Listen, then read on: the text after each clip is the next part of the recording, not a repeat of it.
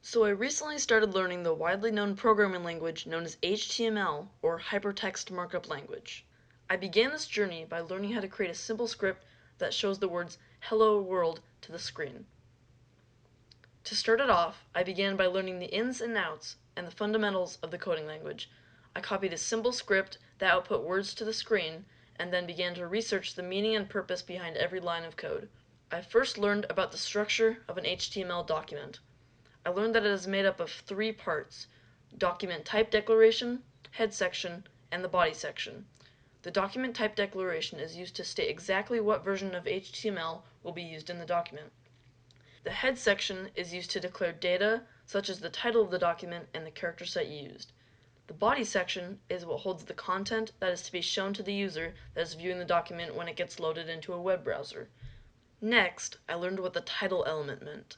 An element can be something like a text header using the h1 to h6 tags, an image using the image tag, or a divider using the div tag. There are plenty more, but I just won't get into them all. If you're interested in the list of elements, I would recommend looking it up to get a good list of all the basic ones. Anyways, let's get back to the title element.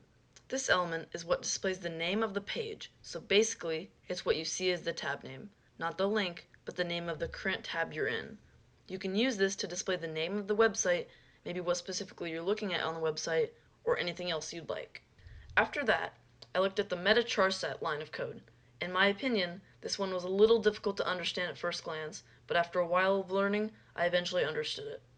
This line of code is made up of three things: the meta element, the charset attribute, and the charset you're using. You start off with a meta element and then add in the charset attribute. The charset attribute is used to specify the character set of the document.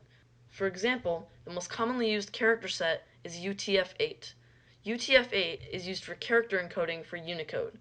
If you were to change the UTF-8 to a different character set, it'd usually be for a different language. For the final bit of the start of my journey, I looked into the line of code that contained the H1 elements.